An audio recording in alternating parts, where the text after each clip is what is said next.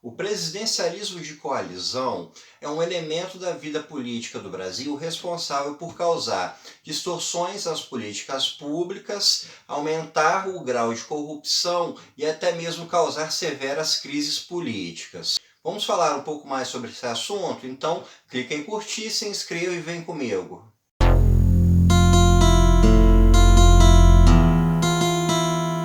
Presidencialismo de Coalizão é um livro escrito pelo cientista político brasileiro Sérgio Abranches, publicado no ano de 2018. Nesse livro, o autor pesquisa justamente o que o título sugere, que é o presidencialismo de coalizão, que é esse fenômeno presente na República Brasileira em que o Poder Executivo Federal, para conseguir obter governabilidade, precisa fazer uma série de acordos com diversos partidos, com partidos até mesmo não alinhados com seu projeto político, de forma a conseguir mandar. E para conseguir esse acordo, ele acaba precisando ceder boa parte do seu governo, como cargos, ministérios e emendas no orçamento. Por exemplo, caso a gente tenha um presidente do partido A, para ele ter uma maioria no Congresso, tanto na Câmara dos Deputados quanto no Senado, ele vai precisar fazer um acordo com os demais partidos. Então a gente pode imaginar que ele faça acordos com o partido B, com o partido C, com o partido D, até ele obter uma maioria no Congresso que o permita aprovar seus projetos e fazer com que o seu programa de governo funcione. Vamos supor que esse presidente A ofereça o Ministério dos Transportes para o partido B, em troca do partido B apoiá-lo no Congresso. O partido B, então, vai ter o ministério, vai ter o orçamento destinado a esse ministério, vai poder indicar cargos de segundo e terceiro escalão e ainda vai poder fazer o envio desses recursos da sua maneira. Então, o partido B pode justamente mapear estados, municípios, currais eleitorais que sejam dominados por partidários seus, por políticos do seu partido, e destinar verbas públicas para esses locais. Aí a gente pode imaginar uma cidade que tem um prefeito do partido B e o ministério vai enviar, por exemplo, a construção de uma estrada, vai enviar a verba para que uma estrada seja construída. Ou então, em uma outra cidade, vai enviar a verba para o asfaltamento das ruas da cidade. E numa outra cidade vai enviar tratores para abrir estradas. Então, com o ministério na mão, o partido B vai conseguir fortalecer as suas oligarquias locais, suas oligarquias estaduais ou municipais. E com isso, ele vai justamente utilizar uma verba pública para garantir o seu reduto eleitoral e a troco disso vai apoiar o governo no âmbito federal. Então, como a gente pode ver, o presidencialismo de coalizão é justamente um modelo político que vai representar o status quo, que vai manter o funcionamento dos mecanismos políticos como estão, sem permitir muitas inovações, muitas diferenciações. Com esse controle do destino de verbas públicas, muitas oligarquias conseguem se manter no poder, porque quando elas conseguem investir dinheiro público no seu reduto, isso vai fazer com que o eleitor tenha interesse, que veja que aquele governo está fazendo algo por ele. Se o prefeito do partido B asfalta todas as ruas, o eleitor vai olhar para aquele prefeito e vai pensar, poxa, esse prefeito está trabalhando para a cidade, e tem uma maior propensão a votar nele nas próprias eleições ou em algum outro candidato do partido B. Ou então pode se espalhar que foi o deputado fulano de tal do partido B que destinou aquele dinheiro para o asfalto, ou seja, você realimenta toda uma máquina política. Assim a gente já consegue perceber que um dos fatores do presidencialismo de coalizão é causar uma subversão no funcionamento das políticas públicas. As políticas públicas, elas não são voltadas para o interesse público. Um determinado programa não vai ser destinado para quem precisa mais, ou então com algum grau de proporcionalidade referente aos estados. Essas políticas públicas, o orçamento, as verbas dos ministérios vão ser destinadas de acordo com a distribuição de poder que foi feita pela coalizão. Os partidos da coalizão vão ter muito mais poder para destinar verbas públicas do que aqueles partidos que ficam de fora, que ficam na oposição.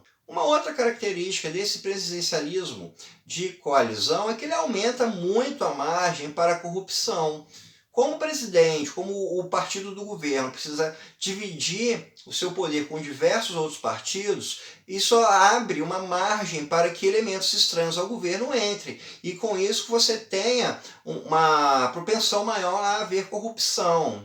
Como não é o presidente, ou então como não é a figura que foi eleita pelo povo para definir o funcionamento do governo, quem vai estar selecionando quem fica em cada cargo, você tem uma brecha maior para que não haja um controle tão forte de como funciona a estrutura do Estado. O presidente não vai colocar pessoas em que ele confia, ou então que venham de algum quadro técnico, não, isso tudo vai ficar na mão do que o partido da coalizão decidir.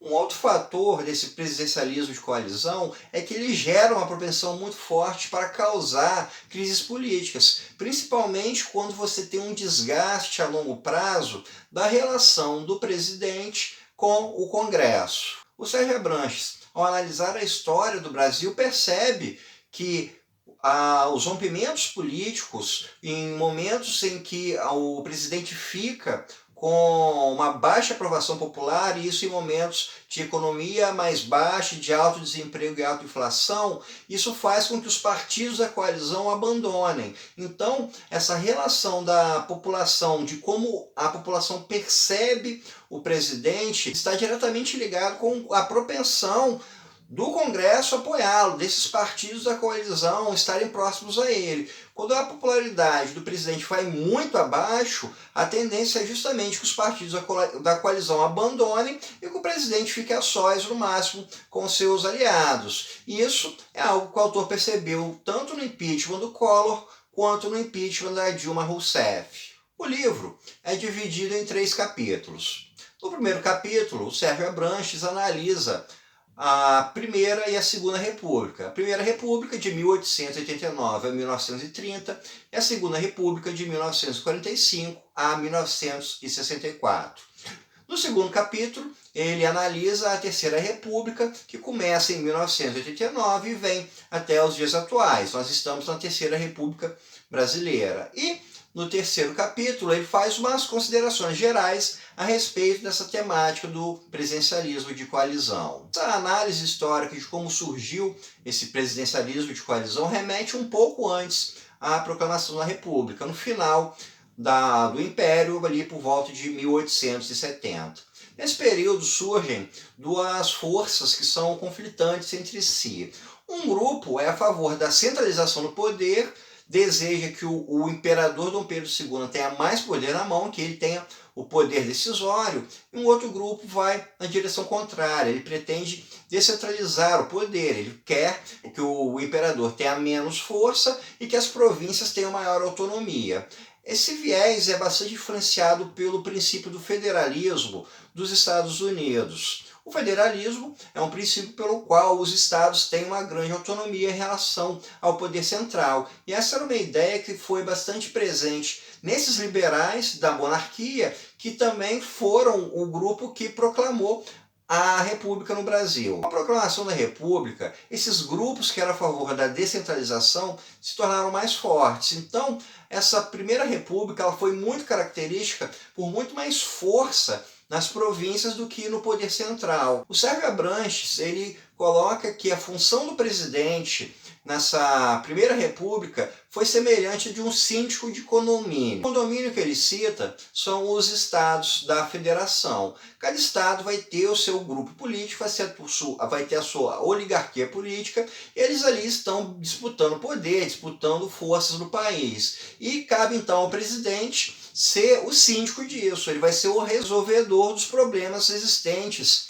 entre esses grupos. Nessa época não havia partidos de nível federal, os partidos eles eram estaduais, então a gente vê que não existia uma política realmente focada para o Brasil como um todo. A gente não tinha um modelo republicano que pensasse o Brasil de uma forma central, e sim como cada província por si e uma figura presidencial que era o síndico desse condomínio, que era a amarração desse grupo todo. Na década de 1920, começa a surgir uma série de protestos contra o governo, diversos tipos de grupos. Em 1930, a Primeira República cai com um golpe militar e a chegada de Getúlio Vargas ao poder. Em 1945, o governo Vargas cai e a República é restaurada e é escrita uma nova Constituição.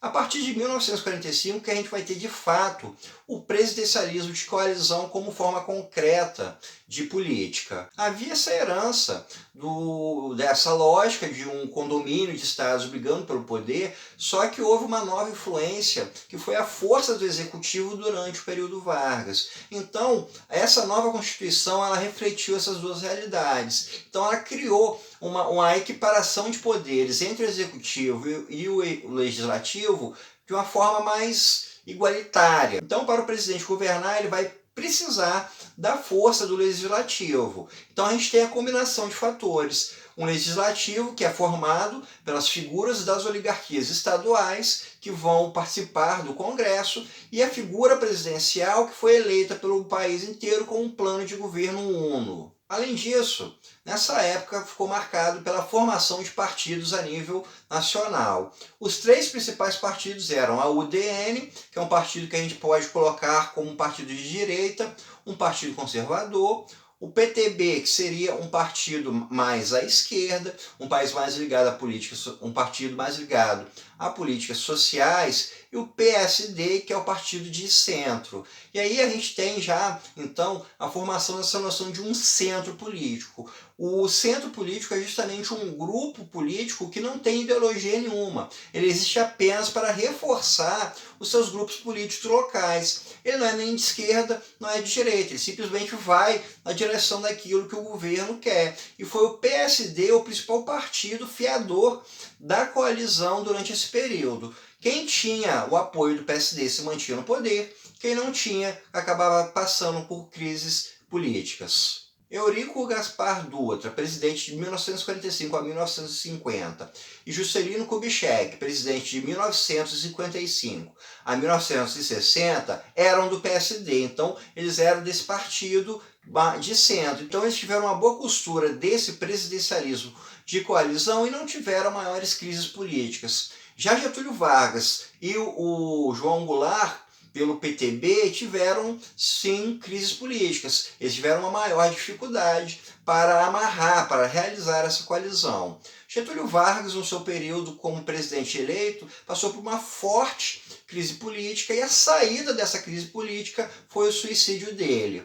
Em 1960, Jânio Quadros foi eleito, mas renunciou com apenas 9 meses de mandato e o vice João Goulart assumiu. O João Goulart era do PTB e era visto até mesmo como uma figura com intenções comunistas, com um ideário comunista, e isso causou uma forte dificuldade dele em realizar essa coalizão. Sem contar com o apoio do legislativo, João Goulart foi tendo uma crise política cada vez mais crescente, que foi interrompida com o golpe de 1964.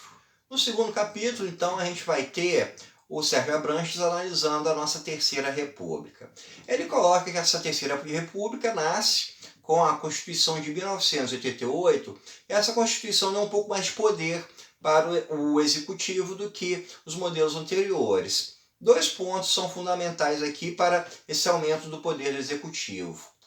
Porque a formação do orçamento do governo federal se tornou uma prerrogativa maior do executivo, e a outra é através das medidas provisórias. Com a formação do orçamento majoritariamente nas suas mãos, o governo federal passou a ter uma força de barganha a mais com os deputados. Então, a gente vai ter a formação de orçamento também como uma forma de se realizar essa coalizão, de se liberar emendas no orçamento conforme o apoio que os partidos oferecem ao governo. Já com as medidas provisórias, o governo federal consegue interromper o funcionamento do Congresso. Ele consegue emitir essas medidas provisórias que travam a agenda do Congresso e tem uma validade curta como lei enquanto não for apreciado. Então, a gente vai ter aí um poder executivo mais forte com um poder de penetração maior dentro do legislativo. Ao longo desses 30 anos da Terceira República, muitas mudanças vieram a acontecer.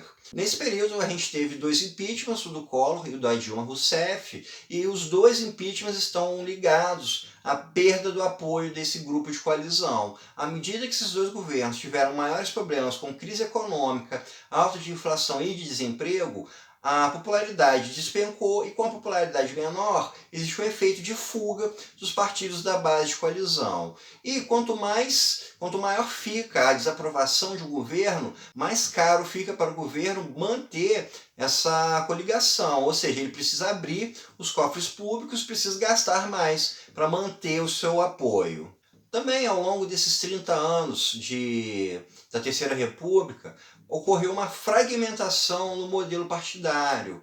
No começo da década de 1990, as maiores bancadas no Congresso continham 4 ou 5 partidos. Hoje esse número já está acima de 10. Se o Collor, para ter maioria, precisava de uma coalizão de 3 ou 4 partidos, hoje em dia é necessário ter aí 7 ou 8 partidos na coalizão. Então, essa fragmentação dos partidos políticos que veio acontecendo se torna um problema a mais para essa amarração, para que o governo tenha esse apoio. Assim, com esse livro, o Sérgio Abranches nos dá uma noção muito ampla sobre como funciona essa coalizão de partidos que é necessária para se fazer o governo funcionar. Isso é algo que está entranhado na nossa cultura política e que causa muitos problemas. Causa uma série de crises da democracia, faz com que a democracia se torne desacreditada, aumenta a corrupção, e isso tudo gera desde pioras no grau de funcionamento da sociedade, porque as políticas públicas se tornam piores, você tem aumento de desemprego, você tem uma série de crises que atingem a sociedade, e isso, consequentemente, acaba aumentando o descrédito da população com relação à democracia. E esse é um desafio que não existe apenas no Brasil, mas existe no mundo inteiro. A democracia tem sofrido problemas por todo o mundo. E nesse livro, o Sérgio Abranches nos mostra justamente uma particularidade do nosso modelo político que vem causando uma fragilidade na democracia. Então, pessoal, isso é tudo por hoje. Espero que vocês tenham gostado e até o nosso próximo encontro.